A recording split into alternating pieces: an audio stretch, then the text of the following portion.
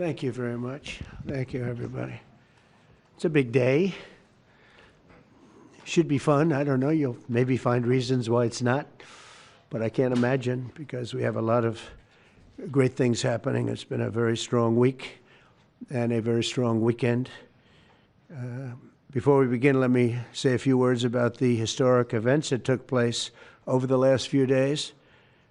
On Saturday, my administration helped broker a full and immediate ceasefire, I think a permanent one, between India and Pakistan, ending a dangerous conflict of two nations with lots of nuclear weapons.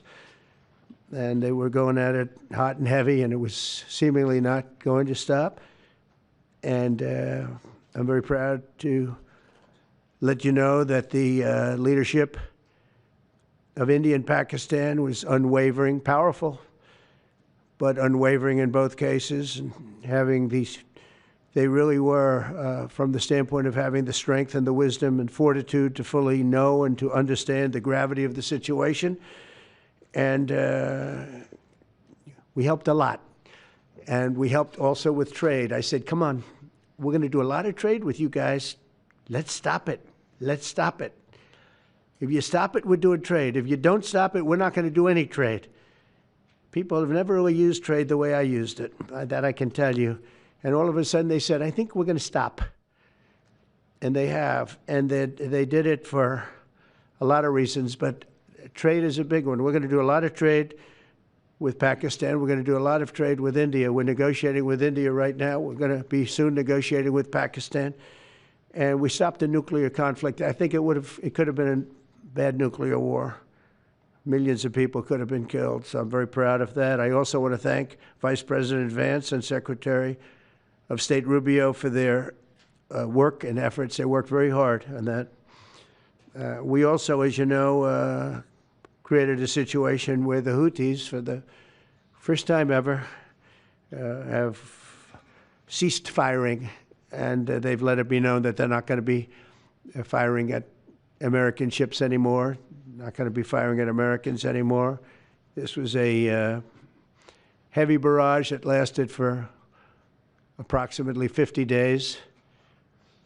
And as you know, they've been in war essentially for forever. But over the last 10 years, they've been very difficult for other countries. Nobody was able to do what we did. But they stopped, and we take their word for it. Their surrogates and them directly said, we don't want to do this anymore.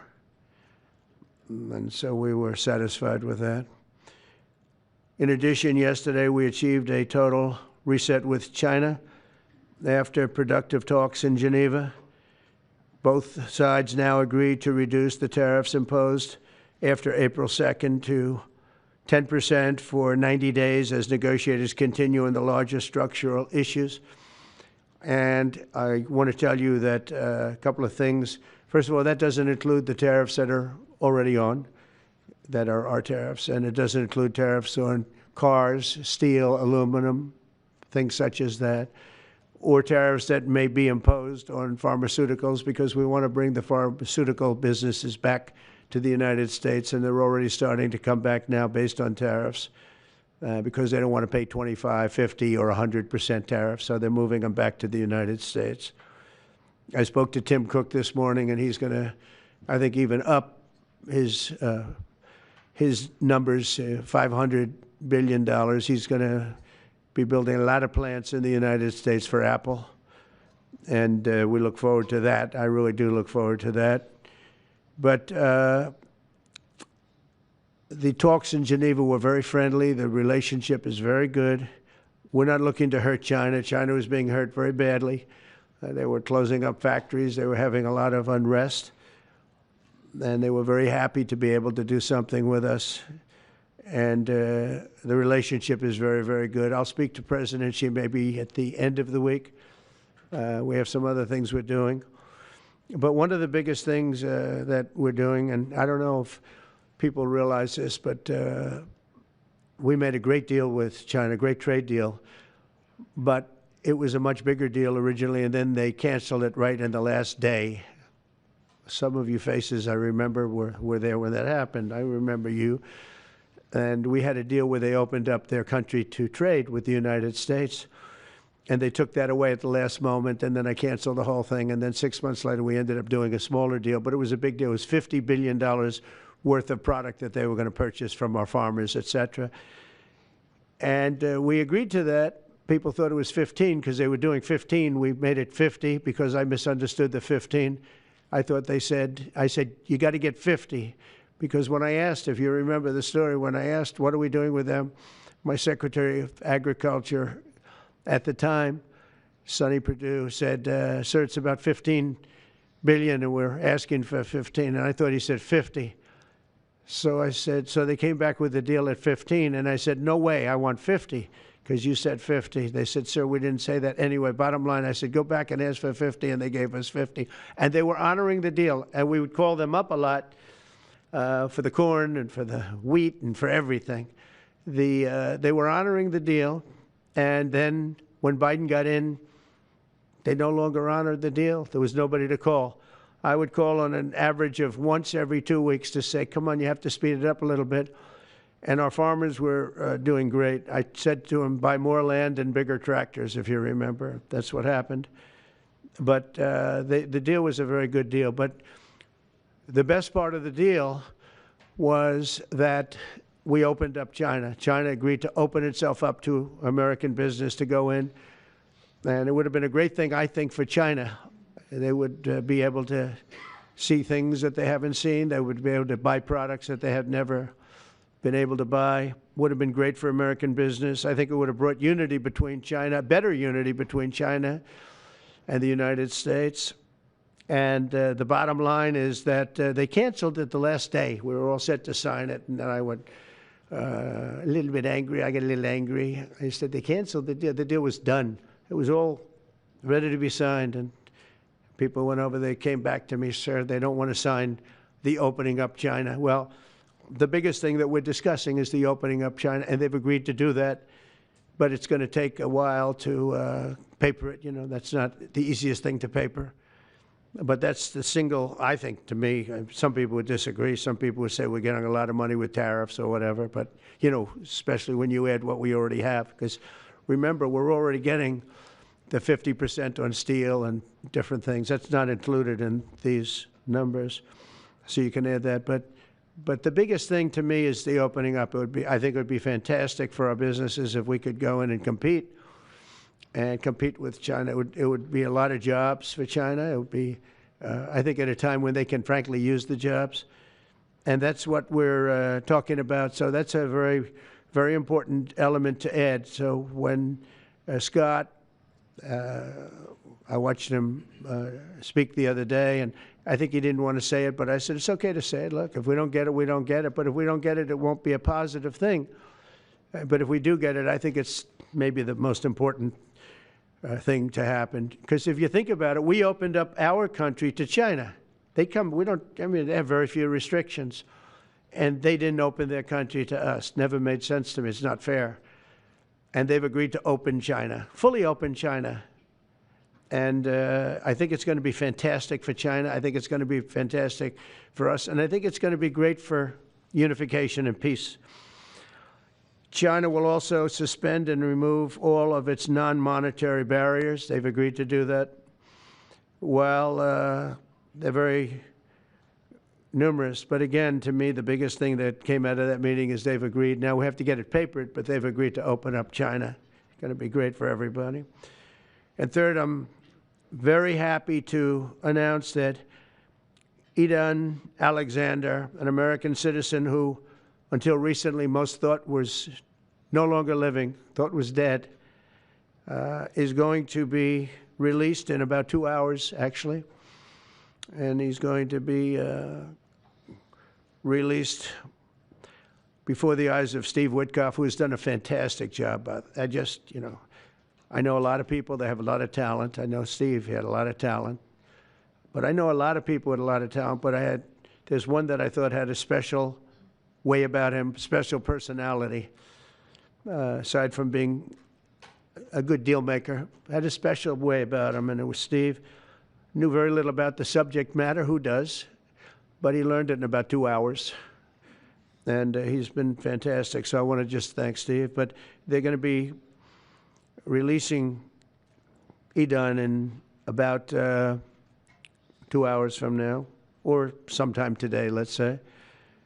And again, they thought he was dead just a short while ago. His parents are so happy. They're so happy. So it's, as you know, Idan's the only American citizen who's captured and held hostage by Hamas since October 7th, 2023. And he's coming home to his parents, which is really great news. I mean, to me, it's big news. They thought he was dead. So that's that. So we'll be heading there, and we'll be seeing 3 primary countries. You know all about that: Saudi Arabia, UAE, Qatar. On Thursday's meeting with Russia and Ukraine is very important. I was very insistent that that meeting take place. I think good things can come out of that meeting. Stop the bloodshed of the horrible. It's a bloodbath. But that 5,000 more, it's really much more, I'm trying to be conservative, more than 5,000 soldiers. Russian, they're not American soldiers. They're from Russia, they're from Ukraine, but they're people. They're human souls, and they're being killed at levels that we haven't seen since the Second World War. And it's every week. A lot of drone fighting. It's a whole new form of warfare, and it's violent and vicious. And so that's it. I'd like to go back to China just for a second. They're very heavy on the fentanyl. We're charging them, as you know, 20% for the fact that they send fentanyl into our country. And they've agreed that they're going to stop that. And, you know, they'll be rewarded by not having to pay, you know, hundreds of billions of dollars in tariffs. So the fentanyl should stop. It comes from China. It's amazing. And comes through our southern border, comes through our northern border too, comes through Canada, and comes through our southern border, much more through the southern border. But so that's a very important subject to me, because everybody in this room has lost friends or people that have family members that have died of fentanyl. So there's a big incentive for China to stop, and I take them at their word. They're going to work on that, I think, very hard. And one thing, when they work on something, they get it done. So now I'm about to depart on a historic visit. Some of you are going with us to, as I said, Saudi Arabia, Qatar, and United Arab Emirates. Before I do, I'll sign one of the most consequential executive orders in our country's history. I don't think there's ever been anything signed like this, certainly not with respect to health care, nothing even close. I'm delighted to be joined on this occasion by Secretary of Health and Human Services Robert F. Kennedy, Jr., who is doing a really good job, I have to tell you that. CMS Administrator, a friend of mine, Dr. Mehmet Oz, who is an amazing guy. You know, I was telling Bobby before, Oz had a very successful show, but it hurt his reputation. Because when you're in show business, it hurts your reputation a little bit. It's good for you, but in terms of professionalism and being a doctor, it sort of hurts your reputation.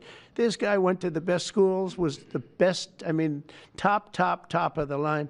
Then he did a television show, became a success, made a lot of money, all that stuff, but it sort of hurt him. And you know who I compare that to? I hate to say this, but a special woman, Jeanine Pirro. She was the toughest, smartest DA, maybe in our countries, in our cities and states history, New York.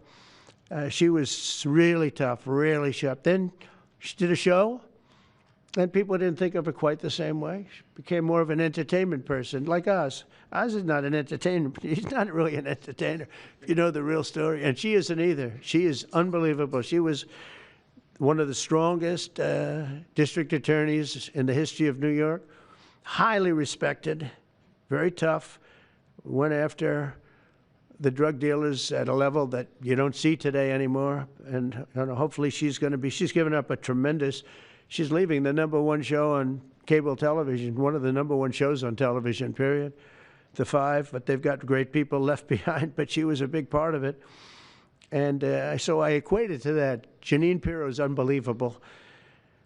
FDA Commissioner Dr. Marty McCary, with a reputation that's second to none, and the job he's doing already has been fantastic. Thank you, Marty. And Director of National Institute of Health, Jay Bhattacharya, who has been, as you know, from Stanford, so highly regarded, and have all been working with us very hard on this. And the question they would ask, being a little bit new to the government aspect of it, is why doesn't somebody fight the drug price situation, meaning equalization? There's a term, it's called equalization. Nobody wants to mention that term. And I'm not knocking the drug companies. I'm really more knocking the countries than the drug companies, because they're forced to do things. But the drug lobby is the strongest lobby in this country, they say, the drug lobby. It's between that and lawyers. And they have a lot of power. But starting today, the United States will no longer subsidize the health care of foreign countries, which is what we were doing. We're subsidizing others' health care. Countries where they paid a small fraction of what, for the same drug, that what we pay many, many times more for. And we'll no longer tolerate profiteering and price gouging from Big Pharma. But again, it was really the countries that forced Big Pharma to do things that, frankly, I'm not sure they really felt comfortable doing, but they've gotten away with it, these countries. European Union has been brutal. And the drug companies actually told me stories. It was just brutal how they forced them. And European Union suing all our companies, Apple, Google, Meta. They're suing all of our companies. They end up, they have judges that are European Union-centric, and they get rewarded $15 billion, $17 billion, $20 billion, and they use that to run their operation. Not going to happen any longer, that I can tell you. So what's been happening is we've been subsidizing other countries throughout the world, not just in Europe, throughout the world. European Union was the most difficult, from what I understand. I mean, I'll tell you a story. A friend of mine who's a businessman, very, very, very top guy. Most of you would have heard of him. A highly neurotic, brilliant businessman, seriously overweight, and he takes the fat shot drug. And he called me up, and he said, President, he calls me, he used to call me Donald, now he calls me President, so that's nice respect. But he's a rough guy, smart guy, very successful, very rich. I wouldn't even know how we would know this, but because he's got comments. President, could I ask you a question? What? I'm in London, and I just paid for this damn fat drug I take. I said, it's not working. He said, I just paid $88, and in New York I pay $1,300. What the hell is going on? He said, so I checked, and it's the same box, made in the same plant, by the same company. It's the identical pill that I buy in New York. And here I'm paying $88 in London. In New York, I'm paying $1,300. Now, this is a great businessman, but he's not familiar with this crazy situation that we have. But he was stunned. But it was just one of those stories. And I brought it up with the drug companies, represented by somebody who's very, very smart, good person, too. And we argued about it for about half hour, and then finally he just said, because they can't justify it, he just said, look, you got me. You got me. I can no longer they've been justifying this crap for years. They said, oh, it's research and development. Well, I said, well, research and development, other countries should pay research and development too. It's for their benefit. It was just one of those things. And the other countries would set a price, and they'd meet the price, and they'd say, if you don't meet the price, you can't sell it in our country. I said, well, then you walk away, and, they'll call you back, and they'll sell it in the country. But now they'll have to do that. So for the first time in many years, we'll slash the cost of prescription drugs, and we will bring fairness to America. Drug prices will come down by much more, really, if you think. 59, if you think of a drug that is sometimes 10 times more expensive, it's much more than the 59%, it depends on the way you want to analyze it, but in one way you could analyze it that way.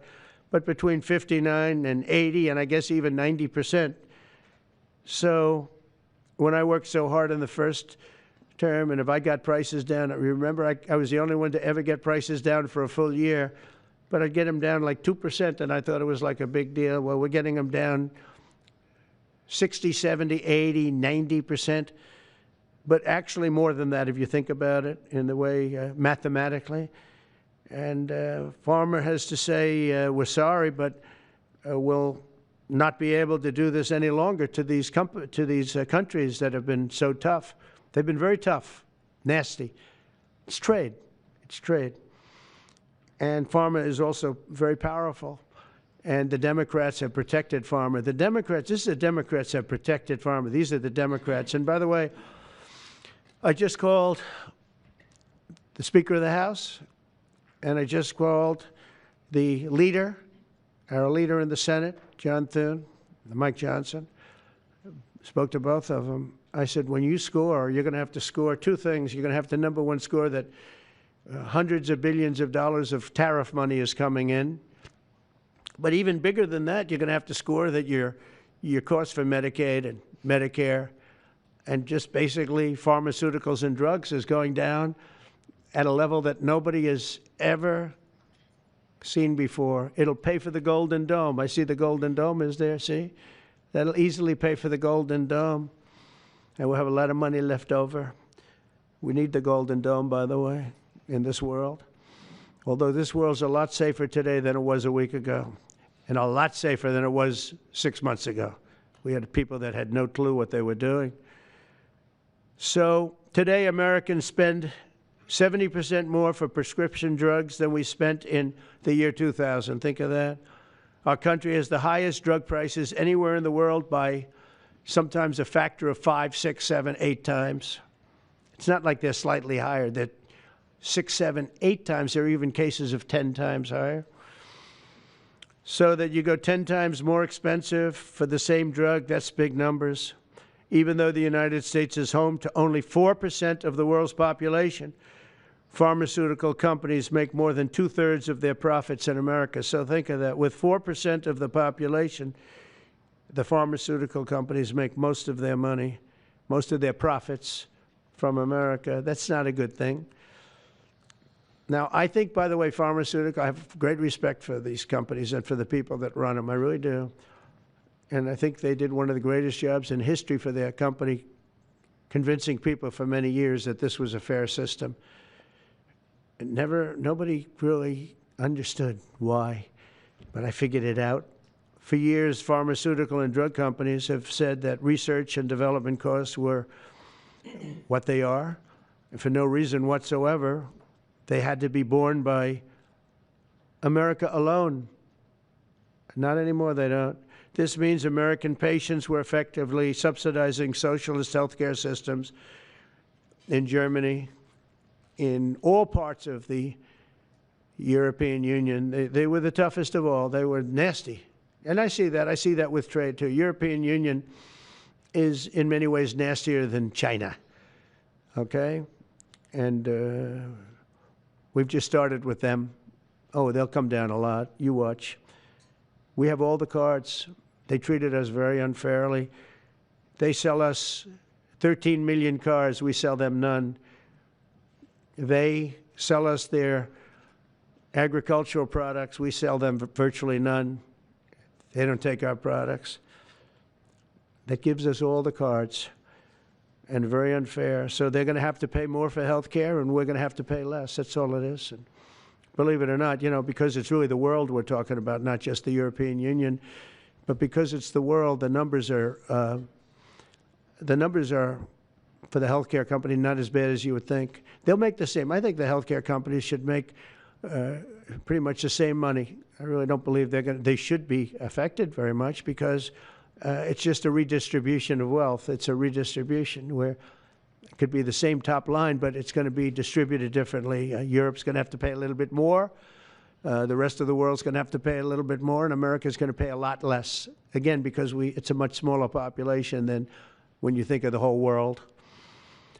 So basically what we're doing is equalizing. There's a new word that I came up with, which I think is probably the best word. We're going to equalize, where we're all going to pay the same. we're going to pay what Europe's going to pay. We're going to all pay. Now, there may be some countries in dire need, and I would be willing to sacrifice that and help them.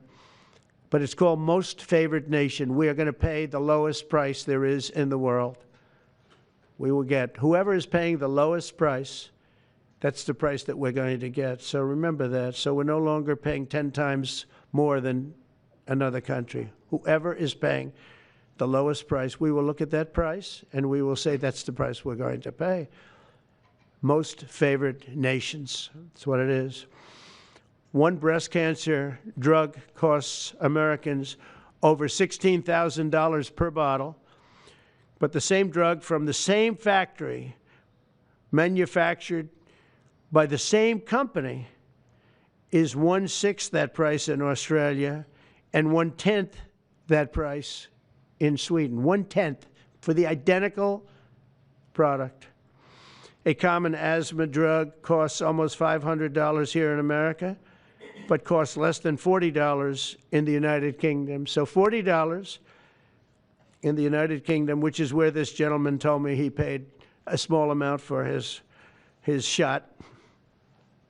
But think of that. So $40 versus $500 here. That's not even bad. There are much worse examples. And the weight loss drug, Ozempic, costs 10 times more in the United States than in the rest of the developed world. 10 times more. Why? Why? What did we do? Suckers. But we never had a president that had the courage to do this. And nobody knew the system like I do. I mean, I've gotten to know this system so well.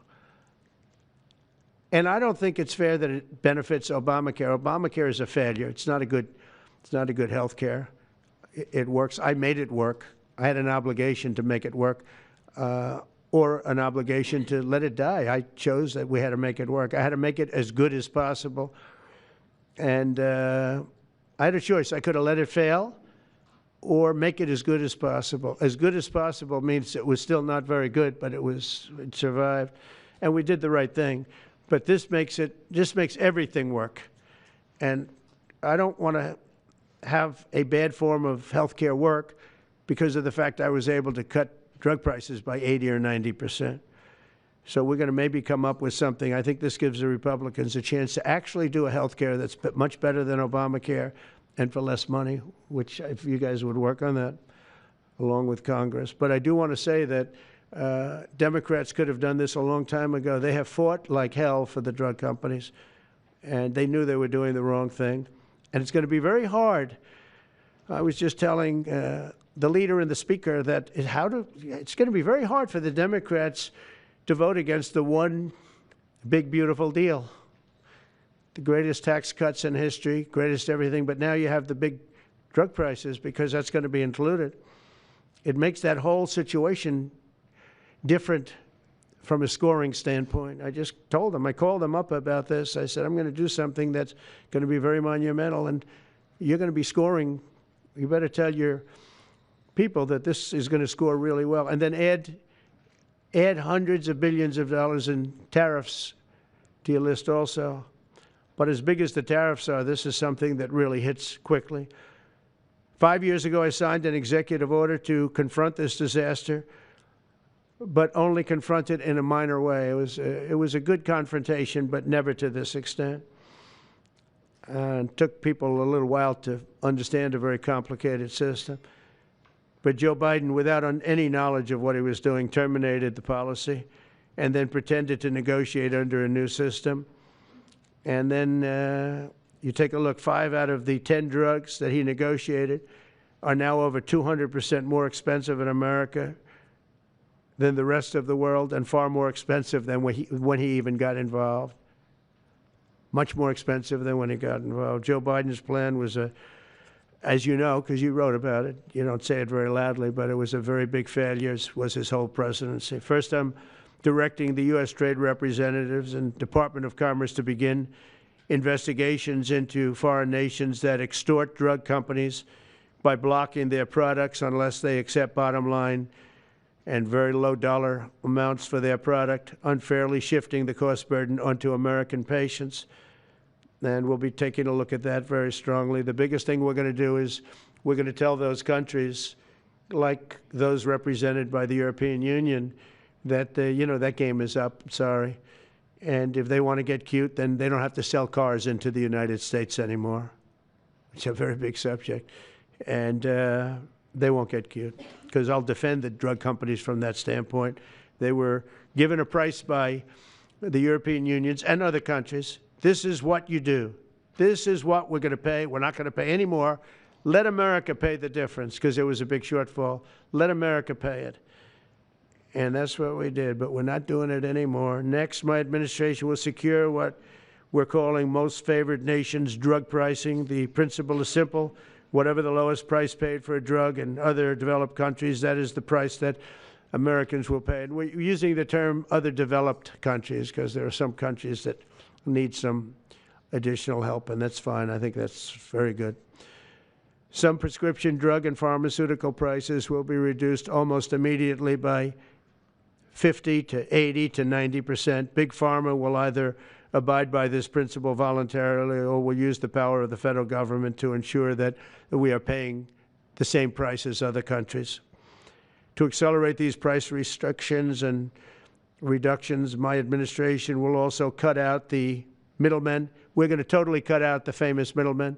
Nobody knows who they are, middlemen. I've been hearing the term for 25 years, middlemen. I don't know who they are, but they're rich. That I can tell you. We're going to cut out the middlemen and facilitate the direct sale of drugs at the most favored nation price directly to the American citizen. So we're cutting out, Bobby, the middlemen. It's so important, right? You got to do that. They're worse than the drug companies. They don't even make a product, and they make a fortune. It's very smart business people, that I can tell you. If companies make no significant progress toward most favored nation pricing, which we will insist that they do, so I think I'm wasting time talking about it. We're going to insist upon it. And we'll insist, and we're going to help the drug companies with the other nations, because those other nations do a lot of trading with us. They need our trade, just like China needed us very badly. They need us just as badly. We will do whatever we have to with trade, just like we did some great things with trade with India and Pakistan. It really helped the situation, very heated situation. Could have lost millions of people, more than millions. I mean, many millions of people. And they want to do business with America, but we never used our powers that way. We never knew how. We never had people that knew how to do that. We'll also open up America's market to safe and legal imports of affordable drugs from other countries, putting dramatic downward pressure on prices. And if necessary, we'll investigate the drug companies, and we'll, in particular, investigate the countries that are doing this, and we will add it onto the price that we charge them for doing business in America. In other words, we'll add it onto tariffs if they don't do what is right, which is everybody should equalize. Everybody should pay the same price. And special interests may not like this very much, but the American people will. I am doing this for the American people. I'm doing this against the most powerful lobby in the world, probably the drug lobby, drug and pharmaceutical lobby. But it's one of the most important orders, I think, that's ever been signed, certainly with regard to health care or health in the history of our country, and it's an honor to be a part of it. And I'd like to ask Robert F. Kennedy to say a few words, please. Thank you. Thank you, Mr. President. This is an extraordinary day. This is an issue that, I grew up in the Democratic Party, and every major Democratic leader for 20 years has been making this promise to the American people. This was the fulcrum of Bernie Sanders' runs for presidency, that he was going to eliminate this discrepancy between Europe and the United States. But as it turns out, none of them were doing it. It's one of these promises that politicians make to their constituents, knowing that they'll never have to do it. And the reason they'll never have to do it is because they know that Congress is controlled in so many ways by the pharmaceutical industry. There's at least one pharmaceutical lobbyist for every congressman, every senator on Capitol Hill, and every member of the Supreme Court. By some estimates, 3. Pharmaceutical companies, the industry itself, spends 3 times what the next largest lobbyist spends on lobbying. So this was an issue that people talked about, but nobody wanted to do anything because it was radioactive. They knew you couldn't get it by Congress. We now have a president who is a man of his word, who has the courage. President Trump was taking money from the pharmaceutical industry too. I think they gave you $100 million. Yeah. But he can't be bought, unlike most of the politicians in this country. And he is standing here for the American people. I don't know what, there's writers like Lord Elizabeth Warren or Robert Reich who are saying that President Trump is on this side of the oligarchs. There has never been a president more willing to stand up to the oligarchs than President Donald Trump. And I'm very, very proud of you, Mr. President, for your courage, I'll say, because I don't want to be crude, your intestinal fortitude, your stiff spine, and your willingness to stand up for the American people. We have 4.2% of the world's population. Our country represents 75% of the revenues for pharmaceutical companies. We spend in our country $1,126 per capita on drugs. In Britain, they spend about $240. They spend 1/5 of what we do. And this is true across Europe. And the drug companies, Europeans, if you ask them, it made no sense what they were saying. America has to pay for this innovation or it's not going to happen. What President Trump is saying to our European partners is you've got to raise the amount that you're paying for those drugs and pay for your share of the innovation. That the United States is no longer subsidizing that.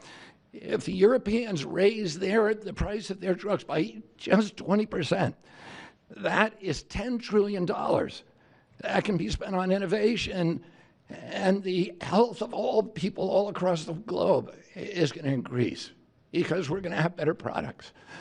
So I'm just so grateful to be here today. I never thought that this would happen in my lifetime.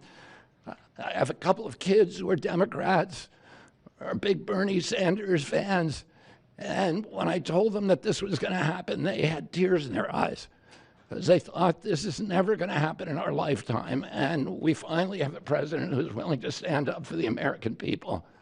Thank you, and Dr. Oz. Thank you, Secretary Kennedy. This is the most powerful executive order on pharmacy pricing and healthcare ever in the history of our nation. And it's only happening because we have a president with the fortitude, the guts to stand up to the withering criticism and lobbying that's going to occur as soon as folks hear about the executive order. So on behalf of the child in Philadelphia who's got an autoimmune disease with a $1,000 a month drug, or the older woman in Los Angeles who's on a blood thinner who can't afford her copay, I want to thank President Trump. God bless you for having the guts to take on this industry. Thank you, sir. Thank you very much. So let's talk about the details a little bit. And this is primarily about equalization, as President Trump said. It's about fairness. Think of NATO as a metaphor. When President Trump said, you've got to pay a little more so it makes sense for all of us, they came up. And the European countries contributed. The same thing we believe will happen in this situation. Most people who have thought about this process agree that it is patently unfair to tolerate the numbers that Secretary Kennedy and President Trump have reflected to you. On this chart to my left is a list of the 10 drugs that were negotiated in the IRA. Again, this is the bill, the law, that regulates a negotiation process. This is the best price that was able to be obtained by the Biden administration. And if you look at these numbers, they actually reflect how much on top of the most favored nation price was being paid by the United States. So the closest to me, and Bob, you can point to the Jardiance, the closest one, 289%, the one that's closest to you. That means that we are paying in America 4 times more than that drug costs in other countries. Again, 100% is the baseline. It's 289% above that baseline. It goes all the way down to when we're paying 50% more than any other country. That's the range. As was pointed out by President Trump, half the time we're paying 3 times more than is paid in other countries. It doesn't make any sense for the system. That stated, President Trump has over and over again indicated, and Secretary Kennedy reflected as well, we want innovation. We want our technology partners doing the best they can to make the best solutions for drugs to cure as many people in America and around the world as possible. By getting our allies to pay a bit more, as they should be, and they should have for many years been doing, will course correct a problem that's gotten out of hand. And by doing that in a thoughtful, effective way, we're going to be able to get the pharmaceutical industry whole. Those jobs will still be here, will still be productive, will still be curing cancer and a slew of other ailments that plague humanity. America will still be the leader in this space, but we'll be paying the appropriate amount, the right-sized amount for those tasks. So over the next 30 days, the 4 of us up here, together with people standing in the back of this room who are doing a lot of the heavy lifting, are going to be approaching pharmaceutical companies to talk specifically about what we want the most favored nation price to be based on the best data we have. We're looking forward to a thoughtful interaction with these corporate leaders, many of whom we've spoken to and in quiet will agree the system is not right the way it is. They're patriotic Americans. They want what's right. But the fact that in my lifetime, as Secretary Kennedy said, for the first time, we have a thoughtful and aggressive approach, thanks to President Trump, on taking on the special interests, should give all Americans confidence that this is an administration that stands for fairness and should chill the waters for those who believe they can push us away from our North Star, which is to take care of the American people. Mr. President, God bless you. Thank you very much. Thank you. Jay, you want to go next? Sure. Yep. So I teach economics at Stanford as well as health policy. And one thing that's really, really simple in economics is that when you have a persistent price difference for the same product between 2 countries, there is something deeply wrong. And what President Trump has done is a historic measure that should have been done a long time ago.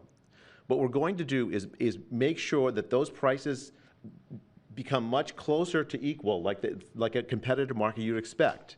Right now what's happening is the American people are subsidizing in large fraction the research and development efforts for drug companies around the world by the higher prices that we pay. With this new order, Europe will share the burden of that. And in fact, if you may think of it as like as somehow it's like it's going after drug companies, actually it's helping drug companies. Because what we're also going to do with this order, what President Trump has done with this order, is he's said to European governments, look, if you are taking advantage of the drug companies by forcing them to charge very, very low prices, we're going to defend American drug companies in Europe. At the same time, we're standing up for the American consumer who's been paying far too high prices for far too long. I can go back decades to point to congressional reports after government report after government report of tremendously high drug prices, much higher than the rest of the world, and nothing has been done about it until this moment. And I'm really, really proud, President Trump, that you've done this. I'm really proud to be included in this and looking forward to the work ahead. Thank you, Jay. Great. All right. Thank you, Mr. President. On behalf of the many doctors I've talked to about this very issue, thank you for taking the bull by the horns. Presidents on both sides of the aisle have talked about this and floated it and said they've wanted to do it, so you've had the courage to do it. Thank you. I've been a surgical oncologist at Johns Hopkins for 22 years, and I have seen patients suffer. We didn't take an oath to heal patients and then watch their life get ruined financially with their home, mortgage, retirement, going down the drain with GoFundMe campaigns, raising money from church communities and synagogues and friends they haven't seen in 20 years to try to raise money for what? For a system where Americans have been getting ripped off by 10, 12, 15 times higher prices than we see in other countries. The fundamental problem in healthcare is that we've had non-competitive markets. And we can do little things around the edges, or we can transform those markets to competitive markets, and that's what this executive order does today. Imagine buying a Ford for $175,000, a regular car, and then hearing that people in London are buying it for $10,000 every day, all day long. That is the craziness of this system.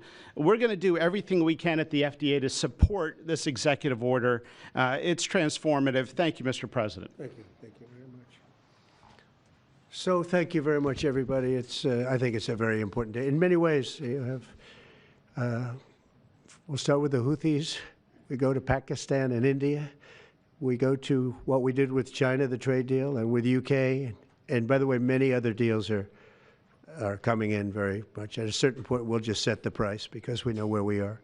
But we'll just set the price. But world trade is going to be terrific, and our country is going to be making a lot of money. Taxes are going to go down. Taxes are going to go down very, very substantially.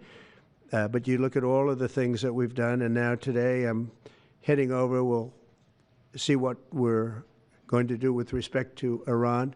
I think you have very good things happening there, too, by the way. I think can't have a nuclear weapon, but I think that they are talking intelligently. We're in the midst of talking to them, and they're right now acting very intelligent. We want Iran to be wealthy and wonderful and happy and great, but they can't have a nuclear weapon. It's very simple. So I think they understand that I mean business, and I think they're being very reasonable thus far. And don't underestimate Thursday in Turkey. President Erdogan is going to be a great host, and we are doing some work with him having to do with Syria, too, by the way. We're going to have to make a decision on the sanctions, which we may very well relieve. We may take them off of Syria because we want to give them a fresh start. But President Erdogan's asked me about that. Many people have asked me about that because the way we have them sanctioned, it doesn't really give them much of a start. So we want to see if we can help them out. So we'll make that determination. But I think you're going to have maybe a good meeting. You have the potential for a good meeting, that a meeting wasn't going to take place. I insisted that that meeting take place. And it is taking place. And I think you may have a good result out of the Thursday meeting in Turkey between Russia and Ukraine. And I believe the two leaders were going to be there. I was thinking about flying over. I don't know where I'm going to be on Thursday. I've got so many meetings. But I was thinking about actually flying over there. There's a possibility of it, I guess, if I think things can happen. But we got to get it done. We got to save 5,000 lives a week. 5,000 lives is really more than that. It's worse than that. And when you see and you don't want to see it, but when you see the satellite photographs of the battlefield with arms and legs and heads all over the place, separated by 30 yards from bodies, doesn't make sense. Doesn't make sense. So we're working very hard to see if we can end that bloodbath. Okay, there shouldn't be too many questions. It's been covered pretty well. Mr. President, thank you for taking questions. Two quick ones for you, starting on trade. If a longer-term deal is not reached with China at the end of these 90 days, can the American people expect those tariffs to go back up to 145%? No, but they would go up substantially higher. You know, at 145, you're really decoupling because nobody's going to buy. But they can go, they got very high because of additional tariffs I applied during the course because of fentanyl and other things. But no, but they'd go substantially higher. And then on Qatar, Mr. President, I think you will have a deal, however. Okay, you're confident that there will be a deal. On Qatar, has Qatar asked for anything in exchange for that $400 million luxury jumbo jet? And how can the American people be so sure that they will not in the future? Well, I think what happens with the plane is that, we're very disappointed that it's taking Boeing so long to build a new Air Force One. We have an Air Force One that's 40 years old. And if you take a look at that compared to the new plane of the equivalent, stature at the time, it's not even the same ballgame. You look at some of the Arab countries and the planes they have parked alongside of the United States of America plane. It's like from a different planet. And it's close to 40 years old, might be more than 40 years old now. And we, when I first came in, I signed an order to get it built. I took it over from the Obama administration. They had originally agreed. I got the price down much lower. And then when the election didn't exactly work out the way that it should have, a lot of work was not done on the plane because a lot of people didn't know. They made change orders that were so stupid, so ridiculous. And it ended up being a total mess, a real mess. And when I came back, I said, by the way, what's going on with the Boeings that are coming in? Well, sir, they're way behind. And they are. They're way behind. They were way behind. Another mess that I inherited from Biden. And it's going to be a while before we get them. And I think Qatar, who has really, we've helped them a lot over the years in terms of security and safety. I think they, and very, very nicely, and I have a lot of respect for the leadership and for the leader, Qatar. And I think they knew about it because they buy Boeings. They buy a lot of Boeings. And they knew about it. And they said, we would like to do something. And if we can get a 747 as a contribution to our Defense Department, to use during a couple of years while they're building the other ones. I think that was a very nice gesture. Now, I could be a stupid person and say, oh, no, we don't want a free plane. We give free things out. We'll take one, too.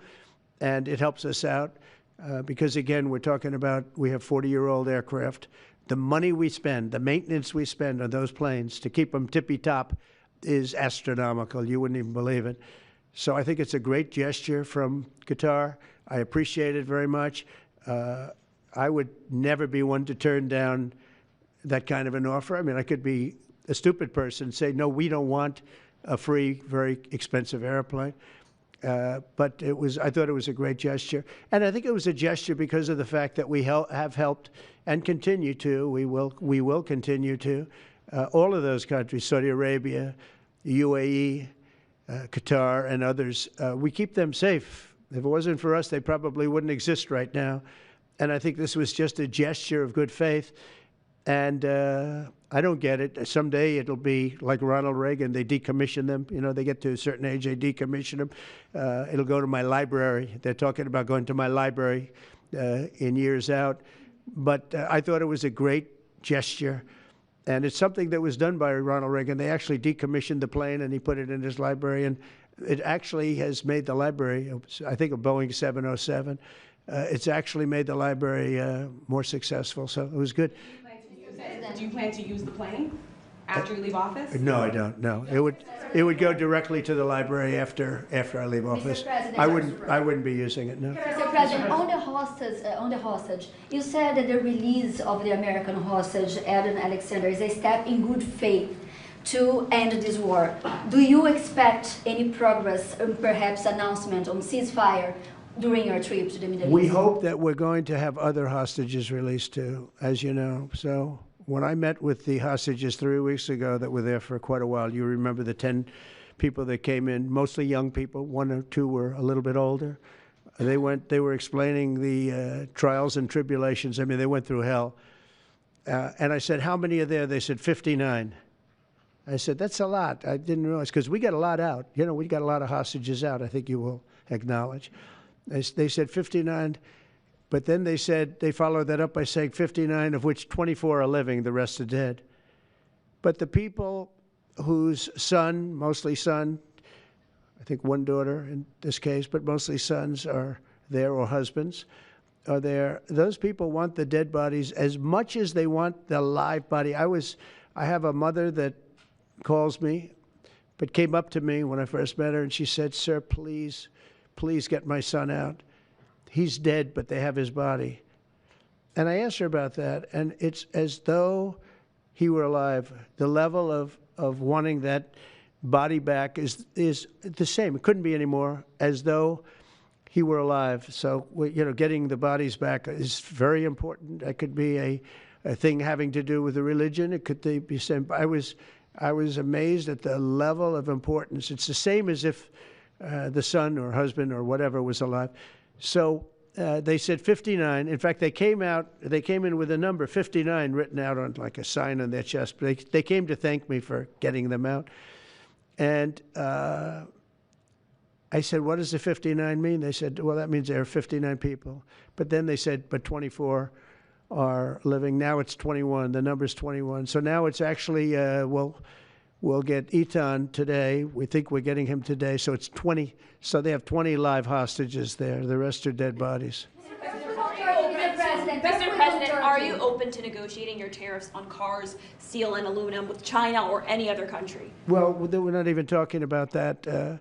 We're bringing the car business back into this country. We have commitments, and not only commitments, they've already started construction on many plants. They've left Mexico in a few cases. In a few cases, they've left Canada. They're not going to build in Canada. They're going to build here because we have the market. And the tariffs have been amazing. The election and the tariffs. November 5th was a big day, and on top of that, of course, you wouldn't have the tariffs without the election, I guess, if you look at it. But we have at least 11 committed massive car factories that are going to be built, that are in the process of being built. And some are going through, some have actually started. We also have renovations of existing factories where they weren't utilizing the full factory from years gone by, and now they're under full renovation. They'll be opening up full factories in a very short period of time. Our car industry is, I think we're going to have the #1 industry. You know, if you look at Japan and these others, they do tremendously with cars, and they can do that too. But you know, if they want to sell cars in the United States, they're going to have to build factories in the United States, because I'm interested in cars for the United States. Now, one other thing is, in our tax bill, we're giving not only no tax on tips, no tax on Social Security, no tax on overtime, but also we're going to get a deduction for people that borrow money to buy a car if it's made in America. If it's not, we have no interest. The meeting with between President Putin as well as President Zelensky, if President Putin doesn't show up to these talks in person in Turkey, will you join Europe in putting higher sanctions on Russia? If I felt it would be important toward getting the deal done, I'm the one that insisted on the meeting. They couldn't get a meeting because one said ceasefire, one said no ceasefire. It was going back and forth. I said, look, at this point, we got to stop it. Just go to the meeting. The meeting's been set. Go to the meeting on Thursday. And if I thought it would be helpful, I don't know where I'm going to be at that particular point. I'll be someplace in the Middle East, but I would fly there if I thought it would be helpful. Yeah, please. Back to refugees. I want to ask you about South African refugees. Dozens of Afrikaners who claim discrimination in their home country are heading to the United States, right, where your administration is going to welcome them as refugees. Now, this comes as you've halted virtually all refugee admissions for people fleeing famine and war from countries like Sudan and the Democratic Republic of Congo. Why are you creating an expedited path into the country for Afrikaners but not others? Because they're being killed, and we don't want to see people be killed. Now, South Africa leadership is coming to see me, I understand, sometime next week. And, you know, we're supposed to have I guess a G20 meeting there or something, but we're having a G20 meeting. I don't know how we can go unless that situation's taken care of, but it's a genocide that's taking place that you people don't want to write about, but it's a terrible thing that's taking place, and farmers are being killed. They happen to be white, but whether they're white or black makes no difference to me, but white farmers are being brutally killed, and their land is being confiscated in South Africa, and the newspapers and the media, television media, doesn't even talk about it. If it were the other way around, they'd talk about it. That would be the only story they'd talk about. And I don't care who they are. I don't care about their race, their color. I don't care about their height, their weight. I don't care about anything. I just know that what's happening is terrible. I have people that live in South Africa. They say it's a terrible situation taking place. So we've essentially extended citizenship to those people to escape from that violence and come here. Yeah. Mr. President, please. Mr. President, thank you. Are you letting China off the hook for these 90 days, and do you really believe that they will follow through with non-tariff barriers and remove those? Non-monetary tariffs, yeah. Yeah, I think they're going to follow through. I think they want it very badly. I think they want the deal very badly. Again, this doesn't include the steel tariffs that I put on a long time ago that Biden tried to get off, but he couldn't get them off because it was too much money. You know, I took in hundreds of billions of dollars from China, what a lot of people don't know, but we put on the tariffs originally. And if I didn't do that, we wouldn't have a steel industry today. Now we have a thriving steel industry. It'll be thriving much more with what we're doing because this is the next level. But it doesn't include that, doesn't include cars, doesn't include pharmaceuticals when we do that. And the reason we're doing that will be to get them to come back in the country. You know, there are, again, I always say it because a lot of people forget, but if a company like Eli Lilly, which is making a massive investment in the United States right now. They're building many, many plants. They've already started like 7 of them, many plants, but they are not going to be tariffed.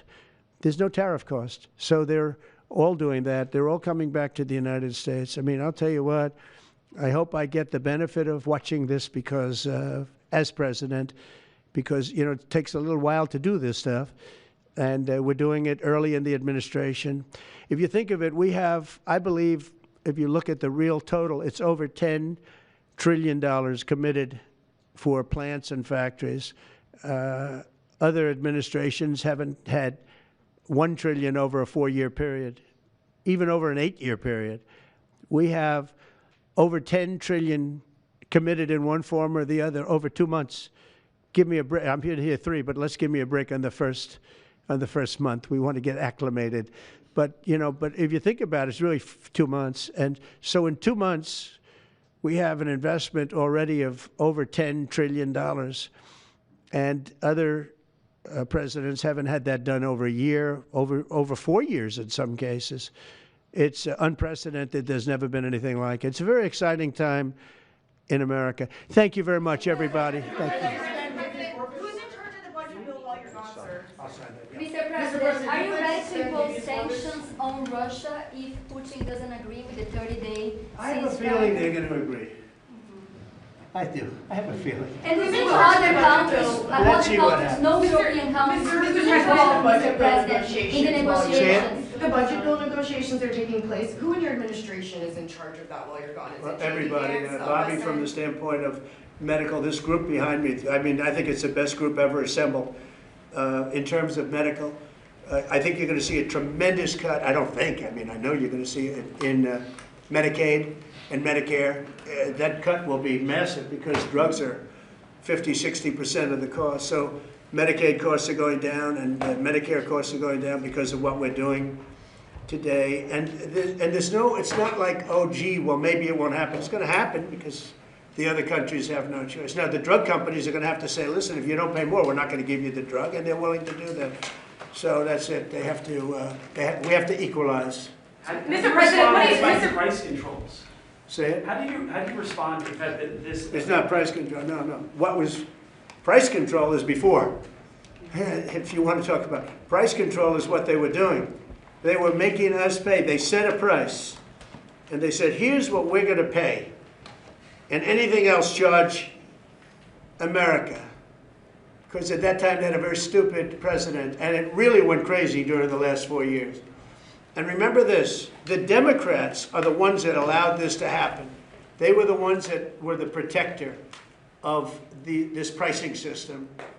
And I think it's going to be very hard. You'll have to ask Democrats, are they going to vote against the one great, big, beautiful deal that's being negotiated now, tax cuts, etc., when now on top of the tax cuts and regulation cuts, all the things, now you're going to say that the price of your medicine is going down by 60, 70, 80%. You're going to vote against it? I think a lot of Democrats are going to be forced to do something that their leaders are going to beg them not to do, and that's vote for the bill. I don't see how they can vote against it. How can they vote against it when drug prices, drugs and pharmaceuticals are going to be down 70, 80%? It's going to be very interesting. Mr. President, what do you say to people who view that luxury jet as a personal gift to you? Why not leave it behind? You're ABC fake news, right? Why not only ABC? Well, a few of you would. Let me tell you, you should be embarrassed asking that question. They're giving us a free jet. I could say, no, don't give us, I want to pay you $1 billion or 400 million or whatever it is. Or I could say, thank you very much. You know, there was an old golfer named Sam Snead. Did you ever hear of him? He won 82 tournaments. He was a great golfer. And he had a motto, when they give you a putt, you say, thank you very much. You pick up your ball and you walk to the next hole. A lot of people are stupid. They say, no, I insist on putting it. And then they putt it and they miss it. And their partner gets angry at them. You know what? Remember that, Sam Snead. When they give you a putt, you pick it up and you walk to the next hole and you say, thank you very much. Respectfully, sir, as a businessman, some people may look at this and say, have you ever been given a gift worth millions of dollars and then not received anything? It's not a gift to me, it's a gift to the Department of Defense. And you should know better, because you've been embarrassed enough, and so has your network. Your network is a disaster. ABC is a disaster. Here is the bill. Bobby, come on over here. Now you're talking about trillions and trillions of dollars. Thank you very much, everybody. Mr. President, a quick question about Turkey. Thank you very much.